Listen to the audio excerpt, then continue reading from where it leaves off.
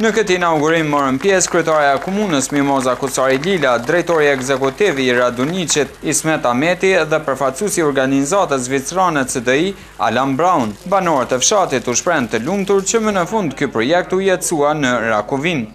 Nga sot, fshati jonë bëhet me ujë të pijes nga sistemi Raduniqit. Të nderuar bashkëvendas, ju e dini se sa shumë kemi vuajtur në mungesën e ujit të pijes. Kryetaria Kusari Lila u shpreh se është kënaqësi e veçantë që t'u sjellin banorëve të fshatit në këtë ditë të nxehtë vere ujin e pijes nëpër shtëpi. Është kënaqësi e veçantë sot që jemi bashkë në këtë përurim tepër të rëndësishëm për ne dhe tepër kuptim plot.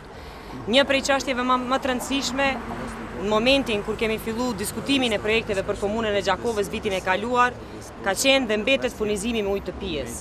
Nuk kam fjalë të mjaftueshme të falenderoj në këtë rast qeverinë zvicrane, e cila e mori me shumë seriozitet këtë kërkesë dhe prioritet qytetarëve të komunës Gjakovës dhe vendosi që projekti në vlerë prej 1.3 milion euro tjetë përfitues komuna Gjakovës dhe me të 35 fshatra të përmirësohet furnizimi me ujë të pijes dhe të rregullohet rrjeti sekondar.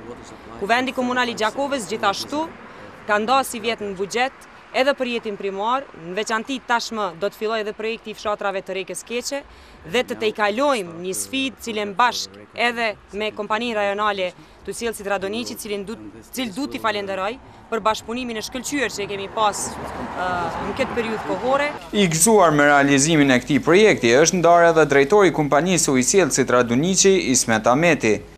E përshëndes kryetarin e komunës Gjakovës, të cilën e kemi një bashkëpunim shumë të mirë.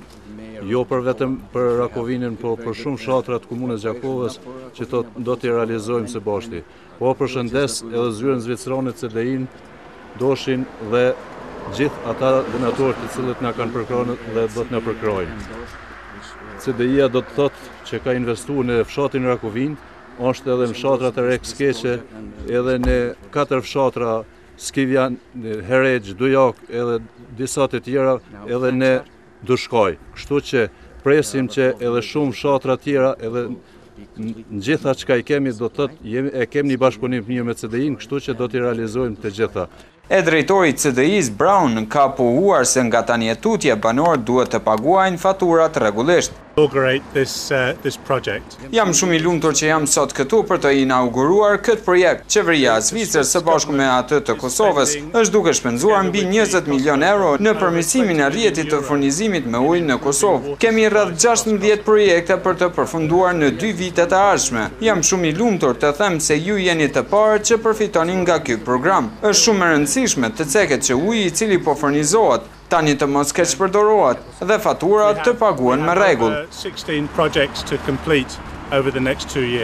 Kryetaria Mimoza Kusari Lila ka bërë të ditur se edhe 35 fshatrat e tjerë të komunës së Gjakovës do të furnizohen me ujë të pijes, i cili financohet nga qeveria zvicrane përmes kompanive implementuese Dorsh dhe CDI me vlerën e 1.268.214 euro, ndërsa komuna Gjakovës me 447.000 euro.